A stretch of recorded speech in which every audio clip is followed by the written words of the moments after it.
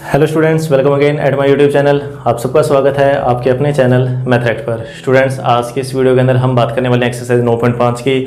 इससे पहले हमने 9.4 तक के जो काम है, 9.4 तक के सभी क्वेश्चंस को सोल्व कर लिया है। एक्सरसाइज 9.5 के अंदर वैसे मैं आपको बता दूं कि ये कहने को 9.5 है, लेकिन ये 9.3 ही है एक तरीके से। कि 9.3 के अंदर जो हमने सूत्र पढ़े, उन सूत्रों के ऊपर जितने भी सवाल हल किए, सेम टू सेम उसी तरीके के सवाल अब यहाँ पर फिर से आने वाले हैं। लेकिन यहाँ पर सिर्फ एक चीज़ नई अपने यहाँ पर सीखने को मिलेगी, ठीक है। उस एक नई बात को समझाने के लिए अभी अपने इसकी बात कर रहे हैं। और शुरू के जो क्वेश्चन है, जो मैं आपको बोल रहा हूँ कि जो 9.3 से संबंधित हैं, वे क्वेश्चन मैं आपको इसमें से सोल्व नहीं करवाऊंगा। जो क्वेश्चन 9.3 के हैं, जैसे पहला, दूसरा, तीसरा और चौथा, शुरू के 4 क्वेश्चन।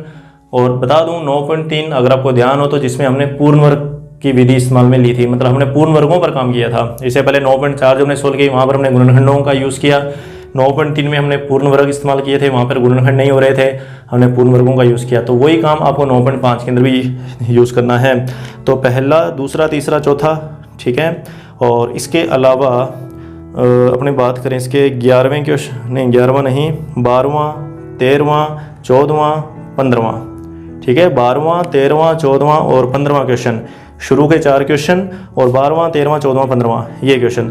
ये जो क्वेश्चन हैं, ये सारे के सारे क्वेश्चन आधारित हैं किसके ऊपर? 9.3 के ऊपर। और जो एक नई चीज़ अपने सीखने वाले हैं, वो सीखने वाले हैं जैसे 7वें क्वेश्चन के लिए या 8वें क्वेश्चन के लिए, या इसके अलावा भी और जो भी क्वेश्चन आने वाले हैं उनके लिए। अच्छा, उससे पहले एक चीज़ और मैं आपको इसमें क्लियर कर दूँ कि जैसे 5वां क्वेश्चन है या 6ठा क्वेश्चन, ठीक है, 5वां, 6ठा और 22वां, ठीक है। कुछ ये क्वेश्चन ऐसे भी हैं और एक बीच में 11वां क्वेश्चन, जो कि प्रतिस्थापन से भी अपने सोल्व कर सकते हैं। हालांकि 9.3 का भी इसमें यूज़ होगा।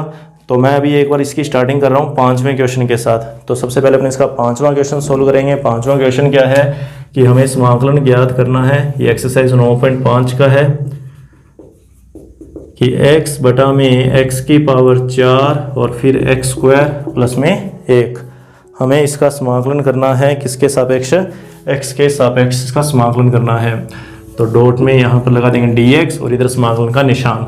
तो पहले तो इसको i के बराबर मान लेंगे, ठीक है। इसको हमने बराबर किसके मान लिया? i के बराबर मान लिया।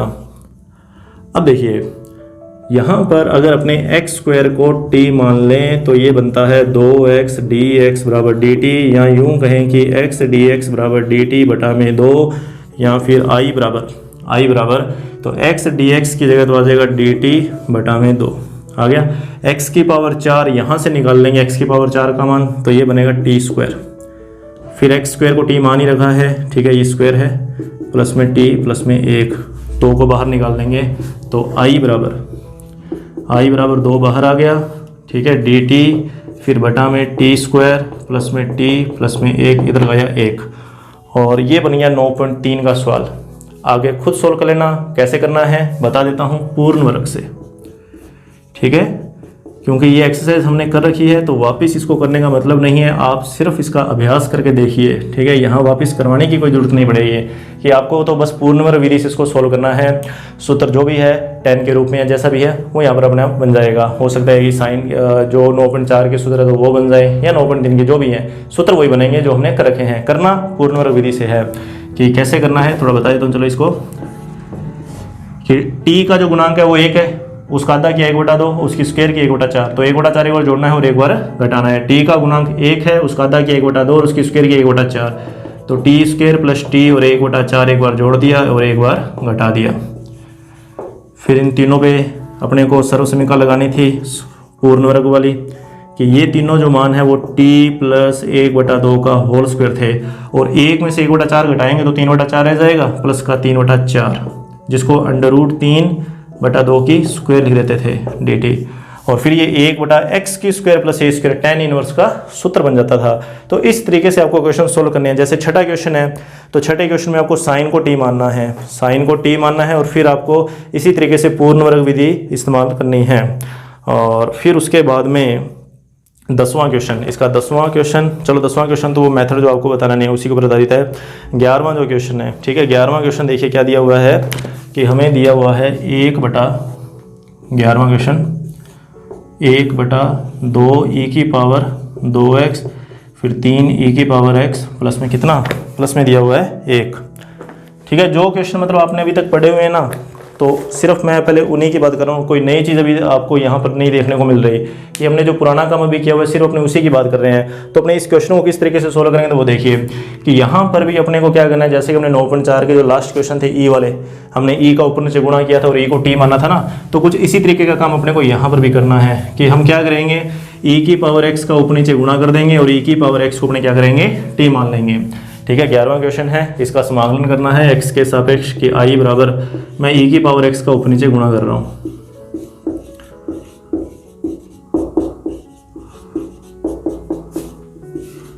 कर दिया गुणा। ठीक है, e⁻x का, e⁻x को t मान लो, e⁻x को t मानोगे तो e⁻x dx बराबर में क्या आ जाएगा, dt आ जाएगा। तो i बराबर, तो ये वाला मान और ये वाला मान तो चेंज हो जाएगा किसमें, dt में, फिर बटा में t, ये वाला 2 e⁻x को, ठीक है, e⁻x को t मान रखा है तो ये e⁻2x है तो ये t² बनेगा, फिर प्लस में 3t प्लस में 1। अब देखिए एक्चुअल में ये जो क्वेश्चन है यहाँ पर गुणनखंडों से ये क्वेश्चन इजीली सॉल्व हो रहा है। मतलब ये क्वेश्चन 9.4 का क्वेश्चन है, मतलब जिसमें हमने आंशिक भिन्नों का यूज़ किया था कि मैं अब इसके गुणनखंड कर सकता हूँ आसानी से।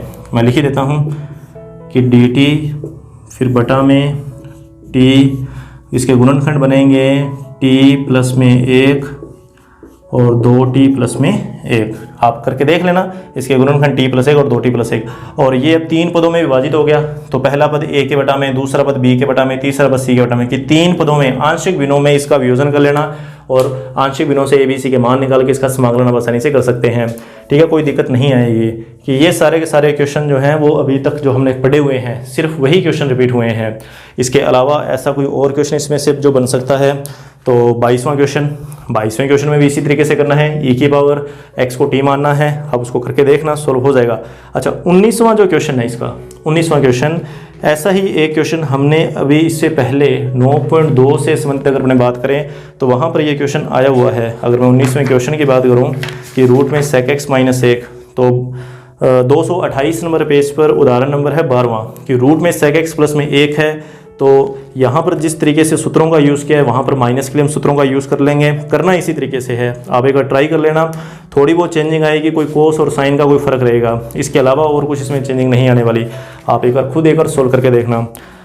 तो अभी अपने वो क्वेश्चन करेंगे जो कि इसी एक्सरसाइज के कह सकते हैं या फिर जो नए तरीके के ऊपर आधारित हैं, जिसमें से 7वां है, 8वां है, 10वां क्वेश्चन है और इसके अलावा जैसे 16वां क्वेश्चन हुआ। ठीक है, तो ये वाले सभी क्वेश्चन तो मैं आपको करवा रहा हूँ इसमें 8वां क्वेश्चन। ठीक है, 8वां क्वेश्चन हमने कर लेते हैं, 7वां आप खुद ट्राई कर लेना। मैं आपको इसका 8वां क्वेश्चन सोल्व करवा रहा हूँ कि जो एक जैसे हैं उसमें से एक क्वेश्चन हम कर लेते हैं इसमें से। तो 3x प्लस में 1 और नीचे दिया हुआ है 2x² माइनस में 2x प्लस में 3, और इसका अपने को करना है समाकलन x के सापेक्ष। तो देखिए इस क्वेश्चन को अपने किस तरीके से सोल्व करना है। एक नई चीज़ अपने को यहाँ पर सीखने को मिलने वाली है। वो नई चीज़ यहाँ पर देखिए क्या है। देखिए इस क्वेश्चन की पहचान क्या है। सबसे पहली बात तो यही है कि पहचान, कि अपने को पता तो लगना चाहिए कि ये क्वेश्चन हम अपने को करना किस विधि से है, कि एग्जाम में आएगा तो अपने कैसे देखेंगे। तो देखिए आपको पहला काम तो वही है कि गुणनखंड, सबसे पहली चीज़ तो गुणनखंडों के ऊपर ही जाना अपने को, और उससे पहले भी रूट देख लेना, रूट लगा हुआ है कि रूट नहीं लगा हुआ। ठीक है, तो अलग अलग बातें हैं। अगर रूट लगा होता फिर तो अपने जाते पूर्ण वर्ग के ऊपर। ठीक है, पूर्ण वर्ग के ऊपर जाते हैं, लेकिन यहाँ पर सबके लिए अलग अलग चीज़ें हैं, अलग अलग फैक्टर्स हैं, यहाँ पर सबके लिए अलग अलग बातें काम यहाँ पर रहने वाली हैं। वो कौन कौन सी हैं, तो देखिए अपने को जैसे कि मैंने बोला कि अगर गुणनखंड हो रहे हैं तो गुणनखंडों के तरीके के ऊपर चले जाएंगे, कि अगर गुणनखंड होते तो आंशिक भिन्नों पे चले जाएंगे, गुणनखंड नहीं होते ना, गुणनखंड नहीं होते तो फिर उसके लिए है। अभी इससे पहले जो क्वेश्चन अपने सोल्व किए, मान लो कि ऊपर जैसे 3x प्लस 1 है, सीधा ऐसे होता है ये। ठीक है, 3x प्लस 1 ना होता, डायरेक्ट इस तरीके का क्वेश्चन होता। तो अभी ये 9.3 का क्वेश्चन है, मतलब पूर्ण वर्ग से आप इसको सोल्व कर सकते हैं कि इसका पूर्ण वर्ग कर लीजिए, आंसर आ जाएगा, कोई दिक्कत ही नहीं है। लेकिन ये क्या हुआ कि यहाँ पर ऊपर एक पद और दे दिया अपने को, एक पद और दे दिया, नीचे गुणनखंड हो नहीं रही। ठीक है, ऊपर एक पद आ गया और ठीक है रेखिक पद, और नीचे जो है उसके गुणनखंड नहीं हो रहे। चलो मान लो कि ऊपर एक पद होता, नीचे वाले तो गुणनखंड अगर हो जाते फिर ये 9.4 का सॉल्व बन जाता। अभी क्या है कि ऊपर एक रेखिक पद भी है, नीचे वाले पद के गुणनखंड भी नहीं हो रहे। तो यहाँ पर एक नई चीज़ अपने को काम में लेनी है, वो देखिए क्या है। अपने को क्या करना है, यहाँ पर लिखना है अंश, ठीक है, बराबर, फिर लिखना है a, फिर लिखना है हर का अवकलन प्लस बी। ये चीज़ आपको ध्यान में रखनी है कि अंश बराबर a गुणा में हर का अवकलन प्लस में b। थोड़ी सी यहाँ पे चेंजिंग और कर देता हूँ कि हर में दिए बहुपद का अवकलन, हर में दिए गए बहुपद का अवकलन, ठीक है, दिए गए बहुपद का अवकलन। चलो अंश कितना है 3x प्लस में 1, यहाँ 3x प्लस 1 लिख लिया। फिर a हर में दिए बहुपद का अवकलन, हर में बहुपद क्या दिया हुआ है ये वाला, ठीक है, 2x माइनस 2x प्लस में 3, इसका अवकलन क्या बनेगा, ये लो 4x माइनस 2, ठीक है, प्लस में b। अब अपने को a और b के मान निकालने हैं, तो देखिए यहाँ पर लिखेंगे x के गुणांकों की तुलना करने पर, x के गुणांकों की तुलना करने पर, तो x का गुणांक 3 और इधर x का गुणांक है 4a, x का गुणांक है 4a, तो a का जो मान है वो कितना आया, a का मान आ गया 3/4। अब लिखेंगे अचर पद की तुलना करने पर, अचर पद की तुलना करने पर, इधर अचर पद कितना है 1, इधर अचर पद एक तो b है और एक है माइनस का 2a, माइनस का 2a और b। a का मान कितना 3/4, यहाँ पे 3/4 लिखना है, तो 3/4 प्लस में b, ये बन गया 3/2 माइनस का, इधर आया प्लस का, तो 1 प्लस 3/2, 1 और 1.5, 5/2, मतलब a का मान जो है वो 5/2 बन जाएगा। तो a और b के मान लिखने यहाँ पर। देखिए हमने अंश को चेंज किया है, यहाँ पर बात समझना, हमने चेंज किसको किया है, अंश को। देखिए अंश मेरे पास है 3x प्लस 1, मेरे पास अंश है 3x प्लस 1, इसको चेंज किया मैंने इस रूप में, क्यों किया अभी आगे पता लग जाएगा। तो a का मान है 3/4, फिर क्या है, हर में दिए बहुपद का अवकलन किया है इसका 4x माइनस 2, फिर क्या है प्लस में b का मान 5/2, ये लो, बटा में क्या जो दिया हुआ है वो। तो अब देखिए क्या हुआ, ये जो मान है वो सारा का सारा इस नए रूप में आ गया, उसमें और इसमें कोई अंतर नहीं है, यही चीज़ वो है वही चीज़ ये है, मतलब उसको जब हल करोगे तो यही चीज़ बनने वाली है। अब इससे हुआ क्या, मतलब इससे क्या चीज़ अपने चाहते हैं कि अवकलन और इसका जो समाकलन है वो आसानी से हो जाए, तो अभी अपने इसको चाहते हैं अलग अलग करना, इसको अपने अलग अलग कर देंगे कि ये वाला जो पद है इस पद को दोनों के बटा में अलग अलग, मतलब 3/4, 4x माइनस 2, फिर 2x स्क्वायर माइनस का 2x प्लस में 3 और 2x, ठीक dx आ जाएगा, और फिर 5/2, फिर 1/2x square minus 2x plus में 3 और ये dx, ठीक है, अलग अलग कर लिया। अब देखिए निरीक्षण से, इसको अपने निरीक्षण से सोल्व कर सकते हैं। देखिए ऊपर अवकलन है और नीचे फलन है, f डैश बटा में f है, ये f डैश है और ये f है, तो f डैश बटा में अगर f हो तो क्या होता है, log mod f होता है ना, तो अपने क्या करेंगे 3/4 log mod 2x square minus का 2x प्लस 3, चेक करके देख लेना, बात एक ही है कि ये फलन है और इस फलन का अवकलन ऊपर दिया हुआ है। मैंने आपको बताया था लास्ट वीडियो के अंदर, उसके अंदर कि निरीक्षण से इसको अपने किस तरीके से सोल्व कर सकते हैं। बात करते हैं उधर, ये अभी मैंने आपको बताया ही है, इसको किसी, ये 9.3 का क्वेश्चन है, इसको पूर्ण वर्ग से आप इसको सोल्व कर लीजिए, ठीक है। 5/2, आगे जो विधि लगानी है वो कौन सी लगानी है, पूर्ण वर्ग विधि, खुद करेंगे, मैं नहीं करवाऊंगा।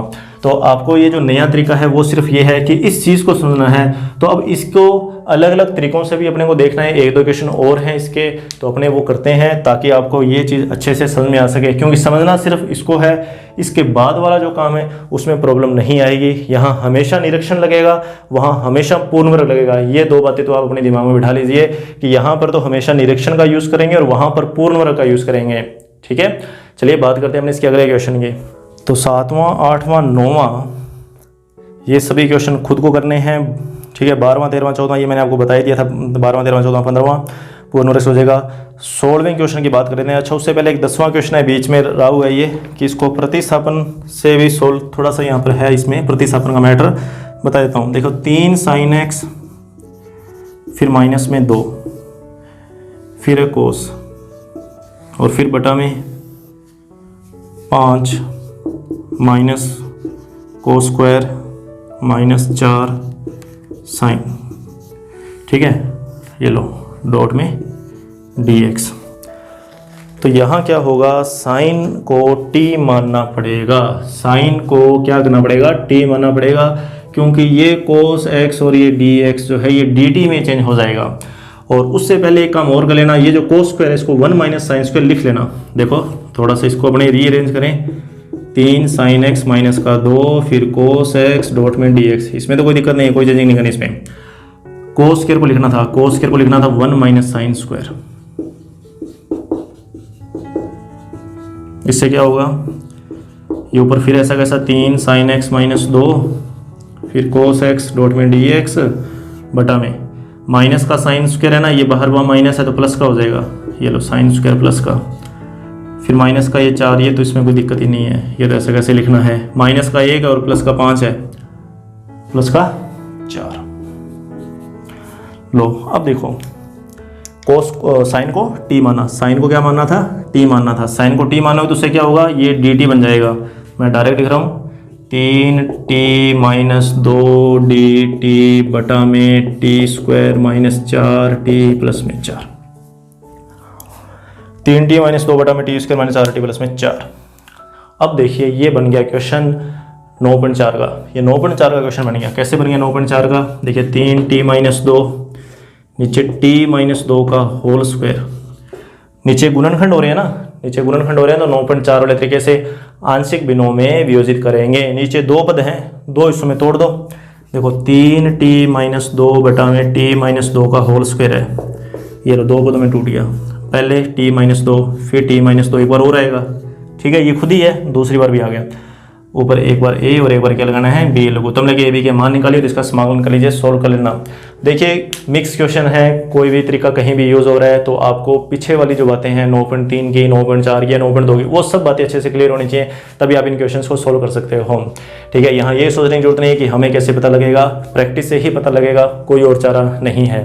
ठीक है, इसके अलावा आपके कंसेप्ट जो है वो क्लियर होने चाहिए। नेक्स्ट क्वेश्चन की अगर अपने बात करें, कोई और क्वेश्चन जो अलग तरीके का इसमें से है, तो पहला दूसरा तीसरा चौथा ये हो गया था। 5वें क्वेश्चन के अंदर प्रतिस्थापन, ये मैंने आपको बता ही दिया था। 5वें क्वेश्चन के अंदर 6ठा क्वेश्चन जो है वो भी प्रतिस्थापन से हो जाएगा, साइन को t मानना था।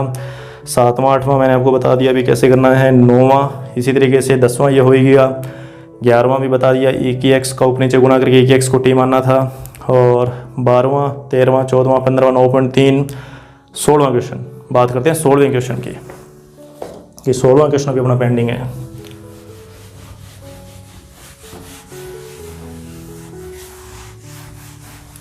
हालांकि बिल्कुल अभी जो तरीका यूज़ किया था 8वें क्वेश्चन में वैसा ही है, x + 2 दिया हुआ है 16वें क्वेश्चन में, लेकिन बटा में क्या है कि रूट आ गया। हालांकि डरने की जरूरत नहीं है रूट से, x² माइनस में 2x प्लस में 4। मैं डायरेक्ट लिख रहा हूँ, चलो एक बार इसको अलग से दिखा दें कि क्या लिखा आपने। अंश बराबर a हर वाले बहुपद का अवकलन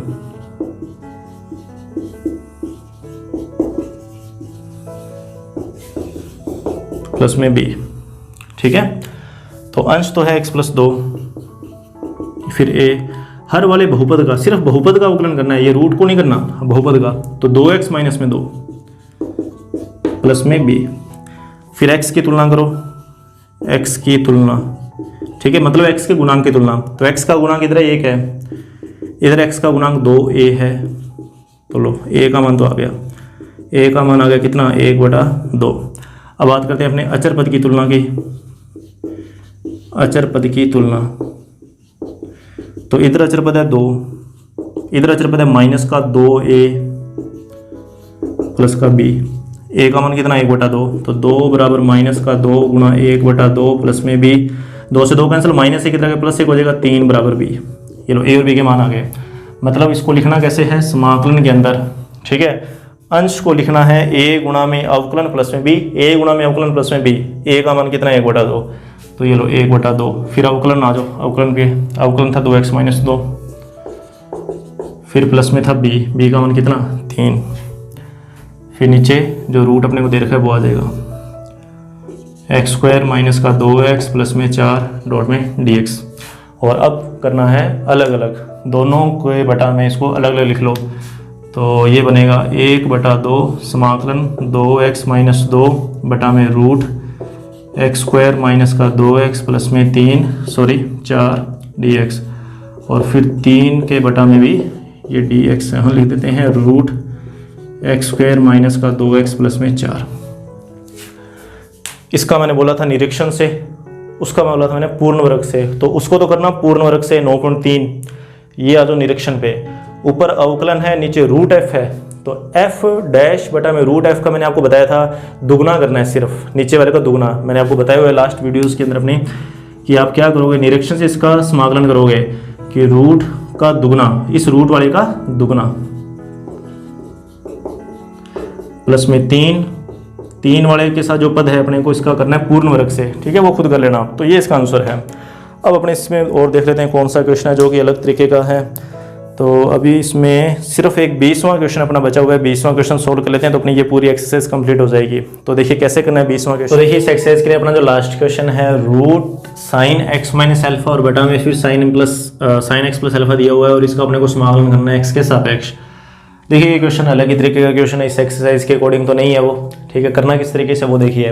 अपने क्या करेंगे, इस रूट वाले पद को अगर साइड में लिख लेते हैं कि root sine x minus alpha और इसके बटा में साइन एक्स प्लस एल्फा। देखिए ऐसे क्वेश्चन में लगभग पता लग ही जाता है कि अपने को प्रमेयीकरण करना है, तो यहाँ पर भी हम प्रमेयीकरण करेंगे हर का, ठीक है, कि नीचे वाला जो मान है प्लस का उसके अकॉर्डिंग उसके अपोजिट साइन से अपने मल्टीप्लाई कर देंगे ऊपर और नीचे, कि साइन एक्स माइनस एल्फा का हमने ऊपर नीचे गुणा कर दिया। अब देखिए उसे होगा क्या, sine x minus alpha, sine x minus alpha मतलब sine square X minus alpha, sine square X minus alpha root, ठीक है। नीचे देखिए साइन एक्स प्लस एल्फा का साइन एक्स माइनस एल्फा के साथ गुणा करना है, साइन एक्स प्लस एल्फा का साइन एक्स माइनस एल्फा से करना है गुणा। अब दिक्कत सारी यहीं पर ही है कि अब आगे इसको किस तरीके से सोल्व करेंगे। देखिए ऊपर स्क्वायर है तो ऊपर वाला रूट तो हट गया, ठीक है, ऊपर वाला रूट तो हटा दीजिए, ये लो साइन एक्स माइनस एल्फा आ गया। दिक्कत है नीचे रूट की, ये नीचे वाला पद किस तरीके से अपने सोल्व कर सकते हैं।